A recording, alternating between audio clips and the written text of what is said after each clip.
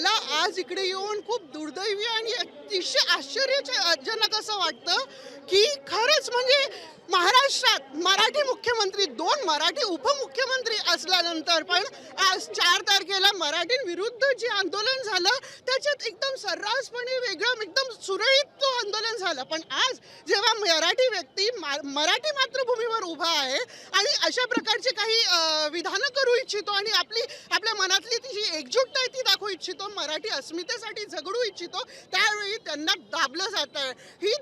ही जी दबावशाही आहे ही महाराष्ट्रात कदापि चालू शकणार नाही आणि आम्ही शंका कोण घेते, कोण प्रश्नचिन्ह उभं करतं? हेच सरकारमधले जे आपल्या राजकारणाला इकडे राजकारणी पोळ्या भाजण्यासाठी इथे जे आहेत त्यांच्यासाठी आम्ही इकडे आमची मुस्कटदाबी अजिबात सहन करू शकणार नाही. मराठी अस्मितेसाठी